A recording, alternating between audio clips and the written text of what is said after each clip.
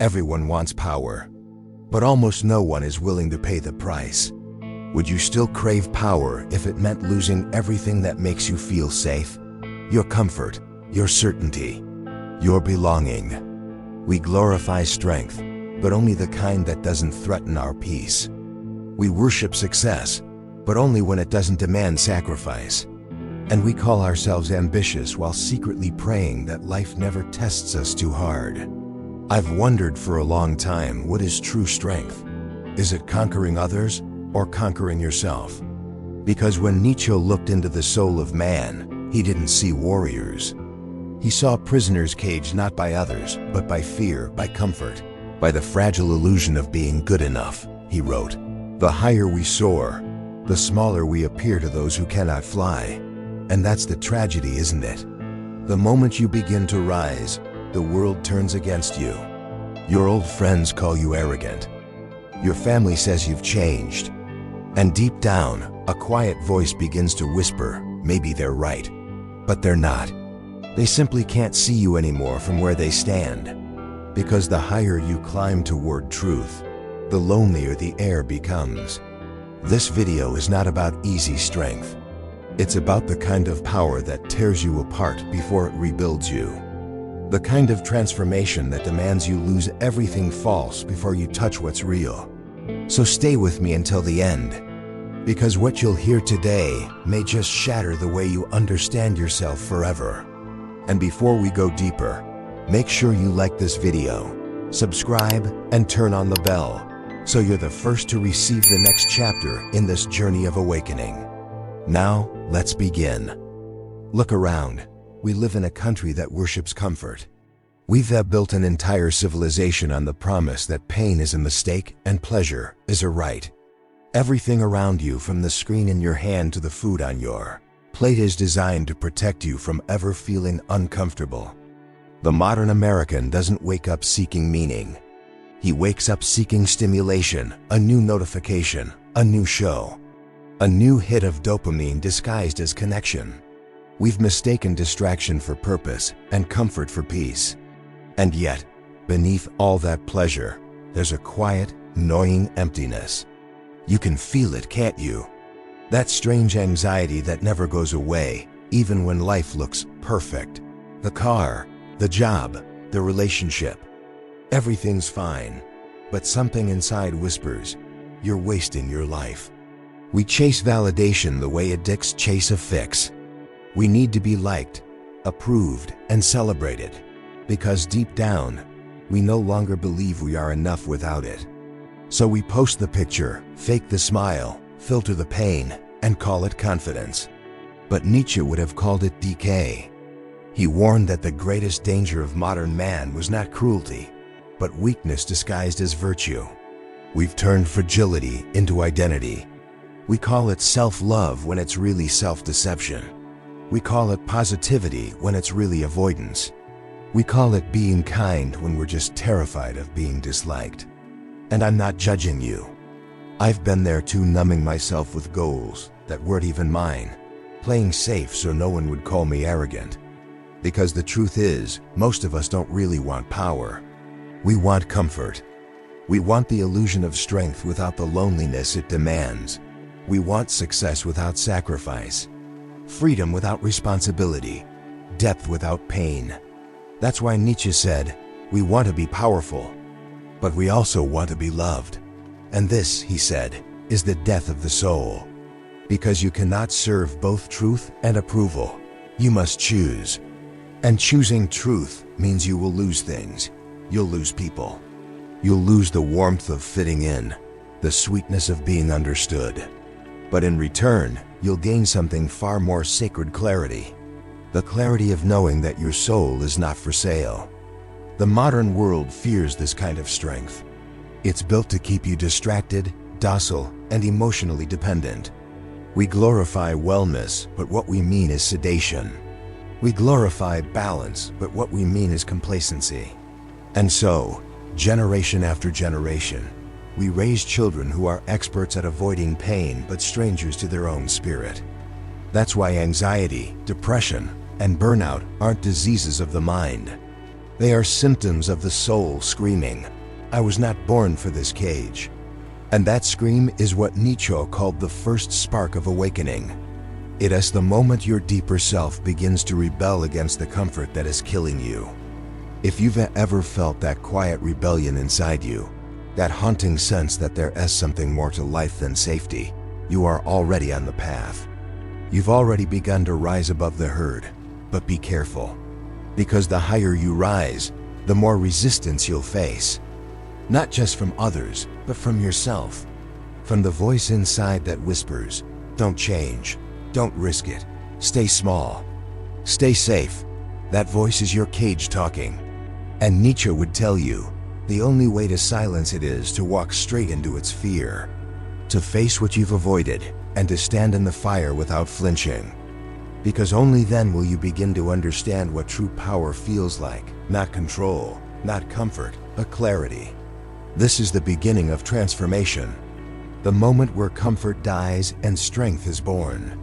Where you stop chasing what numbs you and start pursuing what wakes you up. And that, my friend, is the real revolution. Not against the world, but against everything inside you that prefers sleep over awakening. Now I want to hear from you. Have you felt this modern emptiness? The quiet war between comfort and purpose? Share your story in the comments below. I read every one of them, and I'll reply personally. Because your story might just awaken someone else. When Nietzsche spoke of power, he wasn't talking about domination. He wasn't talking about politics or control or fame. He was speaking of something far more terrifying, the power to overcome yourself. He called it the will to power, not the will to rule others, but the will to rise above the weaker parts of your own soul. It's the invisible current that drives the evolution of everything alive, the urge to grow, to transform, to create, even when it hurts. Most people misunderstand this. They think power means having control over others. But real power begins when there's no one left to conquer but you. You see, inside each of us, there's a battlefield, the ego against the soul, the comfort against the calling. And the will to power is the force that pushes you toward the edge of that battlefield, demanding you fight the part of yourself that prefers the familiar, the easy, the numb. Nietzsche believed that every act of growth is born from struggle, that life itself wants tension, conflict, resistance, because without them, the soul remains asleep. He said, one must still have chaos in oneself to give birth to a dancing star. And that line, that single line, is the heart of everything he taught. Chaos is not your enemy. It is your raw material. Your pain, your confusion, your despair, these aren't signs of weakness. They're the trembling of something inside you trying to become more. But here's the paradox. To awaken that power, you must first descend. You must face the parts of yourself you've avoided for years, the anger you suppress, the envy you hide, the fear that keeps you silent. Because every time you run from your darkness, you also run from your strength. Nietzsche called this process self-overcoming, and it's not poetic. It's brutal. It demands that you destroy every false version of yourself you've ever built. The good person who never says no. The humble one who hides their ambition. The nice one who trades authenticity for approval. He believed that to become truly powerful, you must break those masks one by one and face the raw, unpolished creature underneath. Not to shame it, but to integrate it. Because only by confronting your shadow do you unlock your true vitality. Think about it. Every time you've grown, it wasn't through comfort, it was through crisis. Through heartbreak, loss, humiliation, and failure. That's when your soul sharpened itself against reality. That's when the will to power whispered, "Rise anyway." Nietzsche didn't see suffering as punishment. He saw it as an initiation. He said, to live is to suffer, to survive is to find meaning in the suffering. And if you can endure the fire without fleeing, something extraordinary happens. You begin to see that pain itself is sacred. It's the forge in which your higher self is born. But very few ever reach that point. Most stop halfway, afraid of what they might find within. They numb it, suppress it, medicate it, distract it. And then they wonder why their lives feel so shallow. The truth is, we're all terrified of our own potential. Because real potential doesn't feel good. It feels heavy, dangerous. It demands that you take responsibility for everything you are and everything you could be. The will to power isn't a gift. It's a burden. It's waking up one morning and realizing that there's no one left to blame. That every choice, every failure, every shadow, it's all yours now. And if you want to rise, no one's coming to save you. But when you finally accept that, when you stop waiting for permission, the fear begins to dissolve. And in its place, something wild and beautiful emerges, a hunger, a fire, a refusal to live small. That's the will to power awakening inside you, the ancient call of life itself saying, become more than you are. Not for the world's applause, not to prove anything, but because evolution itself depends on your courage to grow. So when your life feels chaotic, remember, chaos is not the end. It's the beginning of your creation. The question is, will you face it? Or will you spend the rest of your life hiding from the very force that could set you free? Because Nietzsche believed this above all, until you master your own darkness, you will forever be ruled by it. But once you turn toward it, once you stop running, you become untouchable. Not invincible, but indestructible. Now I want to hear from you. What part of yourself are you still running from? What fear still owns you? Share it in the comments. I read every single one, and I'll respond personally. Because the act of naming your shadow is the first step toward mastering it. There's something no one tells you about becoming powerful. They show you the glory, the admiration, the strength, but they never show you the silence. Real power begins the moment you realize that no one is coming to understand you. No one will walk beside you forever. No one will validate the vision that only you can see. The higher you climb, the lonelier it becomes. Because true strength cannot grow in crowds. It grows in isolation, in the echo of your own voice when no one else believes in it. Nietzsche knew this better than anyone. He spent his final years completely alone, ridiculed, misunderstood, and forgotten. Yet it was in that solitude that he touched something eternal. He understood that the path to power is not paved with applause, but with abandonment. He once wrote, "The path to greatness is the path of solitude." And solitude, for Nietzsche, wasn't a punishment, it was purification. It stripped away everything false, every illusion of belonging, every comforting lie, until only the essential remained.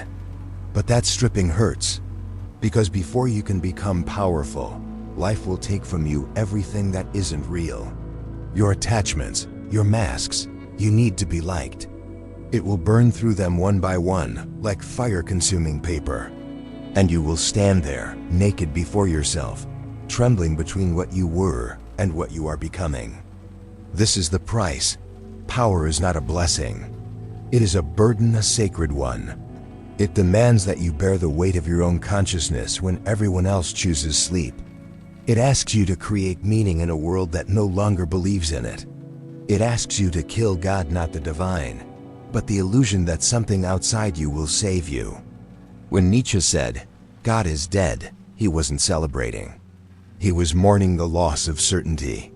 Because when there's no one left to tell you what's right, when no external authority remains to absolve you, you are left alone with freedom and the terror that comes with it. That's the paradox of power. The moment you awaken, you lose the comfort of innocence. You can no longer pretend you don't know.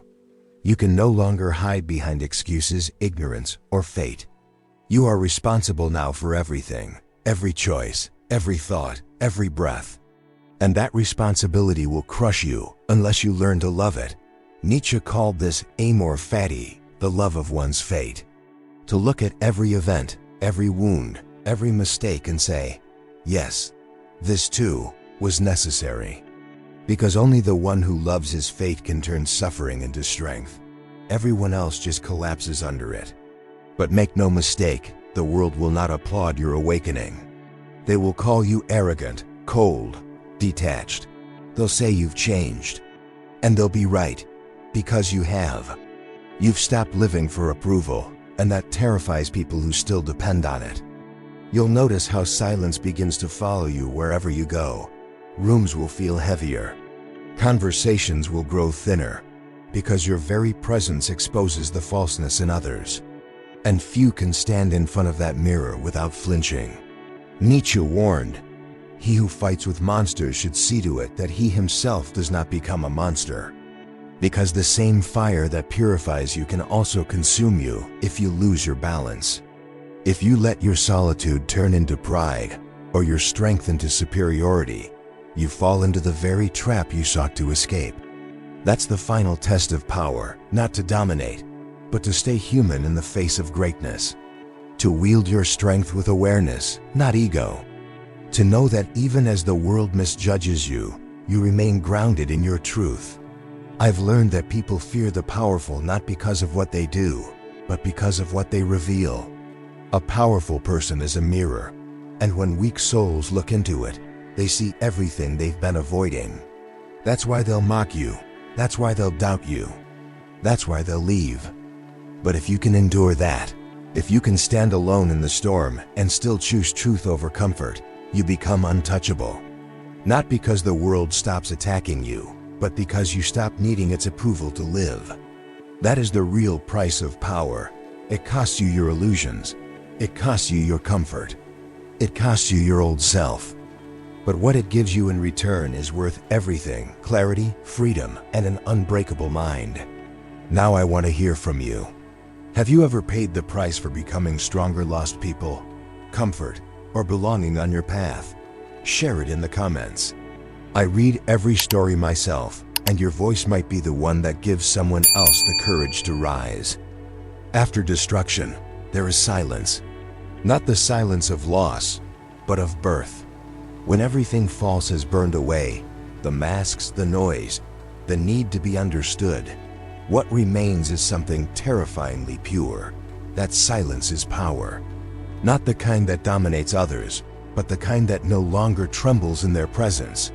When Nietzsche spoke of becoming powerful, he meant becoming whole. He believed that true strength doesn't come from what you gain, but from what you can live without. Because when you no longer need validation, when you no longer need comfort, you finally stand on your own 2 feet. That's when freedom begins. We spend most of our lives begging for life to be easier. But Nietzsche whispered the opposite. Don't ask for ease, ask to be stronger. Because growth never comes from peace. It comes from friction, from resistance, from that sacred collision between who you are and who you could be. The modern world tells you to seek balance, comfort, positivity. Nietzsche told you to seek truth. And truth doesn't comfort, it confronts. It tears through your illusions until all that's left is the raw pulse of existence. That is awakening. The moment you stop negotiating with reality and start saying yes to everything it gives you. He called it amor fati, the love of one's fate. To love not just the light, but the darkness too. To look at your scars, your failures, your pain, and whisper, this too was necessary. Because only when you stop fighting what is can you begin to shape what can be. That's where power becomes spiritual. Not religion, not belief, but the deep knowing that you and life are not enemies. You are partners in creation. Every loss that broke you was sculpting you. Every silence that hurt you was teaching you to hear yourself. You start to understand that power was never out there. It was never about controlling others or escaping pain. It was about mastering your own energy, about holding your center while the world shakes around you. And once you find that center, nothing can take it from you. Not rejection, not failure, not loneliness. You stop reacting. You stop chasing. You stop explaining yourself to those who will never understand, because you finally do. That is the rebirth Nietzsche spoke of, when you cease to be a victim of circumstance and become the architect of your destiny. When you stop living by what's expected and start living by what's true, it's not glamorous. It's quiet. It happens in small, invisible moments. When you choose integrity over comfort, truth over peace, growth over approval. And slowly, your life begins to align with your essence. Not because the world changes, but because you've changed the way you stand in it. That's when you understand. Solitude isn't emptiness, it's sovereignty. It's the space where your soul finally has room to breathe. Nietzsche walked alone in the mountains not to escape humanity, but to meet it at a higher altitude. He found what most of us never will, the stillness that comes when you stop begging life to make sense, and simply become part of its mystery. The rebirth of power isn't an explosion. It's a quiet remembering of who you've always been. It's the realization that the cage was never locked. You just needed the courage to walk out. And when you finally do, you'll notice something strange. You don't crave attention anymore. You don't chase validation. You no longer seek to be understood, you seek to understand.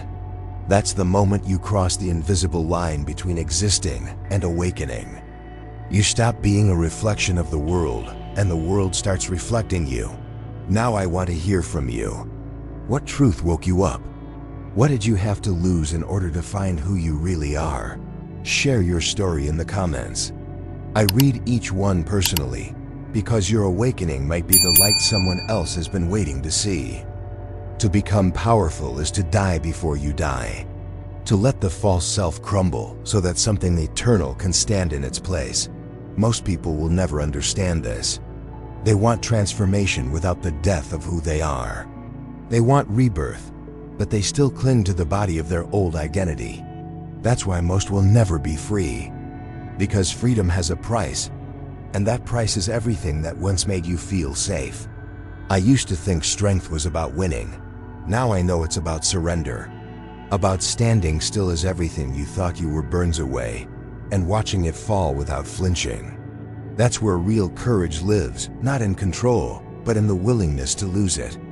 So ask yourself, are you building strength, or are you building comfort? Do you want to be admired, or do you want to be free?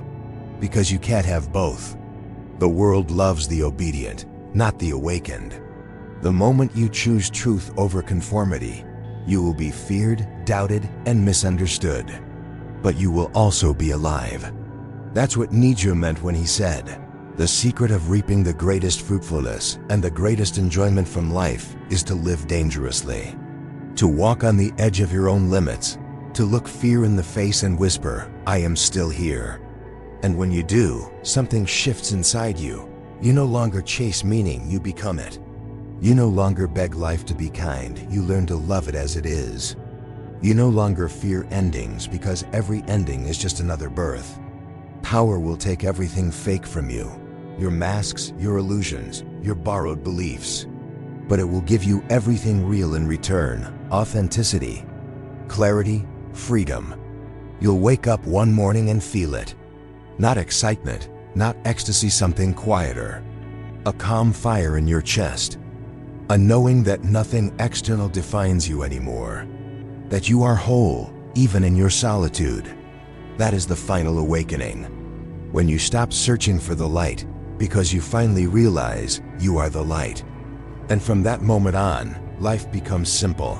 Not easier, but clearer. You see through the noise, the lies, the chaos. You act, not react. You move, not escape. You love, not possess. That is what it means to be powerful, to carry both the storm and the silence within you, and to walk through the world as your truest self, even if no one else understands. Nietzsche paid that price, and so will you if you truly wish to awaken. But when you do, when you've walked through the fire and found yourself still standing, you will realize it was never a sacrifice. It was liberation. Because only by dying to what's false can you finally live what's true. So let me ask you one last time. What are you willing to lose to become who you were meant to be? If this message reached you, if it stirred something deep inside you, then don't let it fade.